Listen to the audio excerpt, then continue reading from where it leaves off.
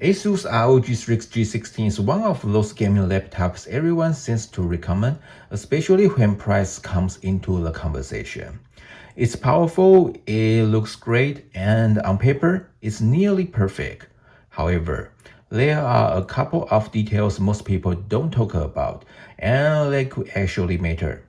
Today, let's do a quick unboxing and a brief overview. At the end, I will explain why this laptop is nearly perfect, but not quite. Alright, let's open the box and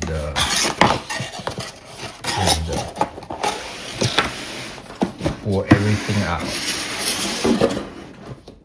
I think we should open like this. And here is the laptop, and we will check it later. And let's see what we have. Okay, just a power adapter, and I believe there's some paper document there. Wow, it's pretty huge. And that's it. Here's today's star, ASUS ROG Strix G16. Let's start with some key specs. This model is available with either an AMD or Intel processor. The unit I have here is powered by an AMD Ryzen 9 8940HX with 16 cores. For graphics, we are looking at RTX 5070 Ti with 12GB of GDDR7.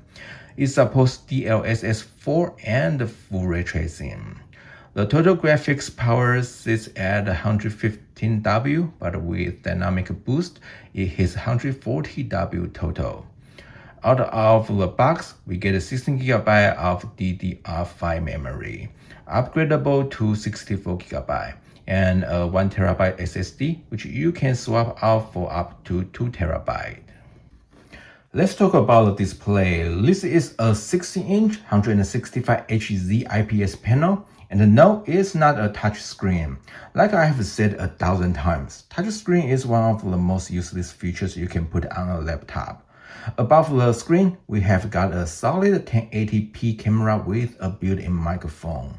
Moving down, we have the backlight keyboard with customizable RGB, plus this button light bar, which adds a bit of flair.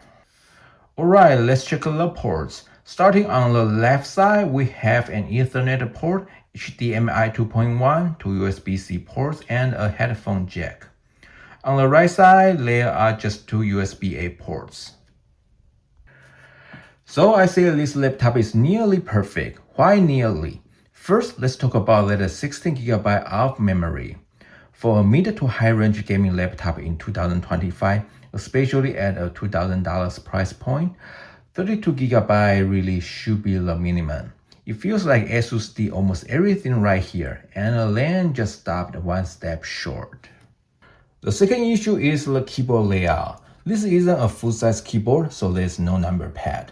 Look at the bottom right corner. The shift key is shortened, making it way too easy to accidentally hit the up arrow key. Also, there's no right side control key. And honestly, aside from a few main character keys, the rest of the legends sometimes are hard to read. It's not a deal breaker, but for a laptop at this price, it's just a bad user experience.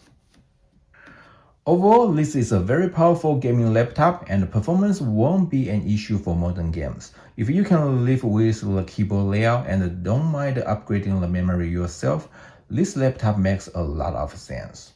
That's it for today's video. If you enjoyed, don't forget to hit that subscribe button below.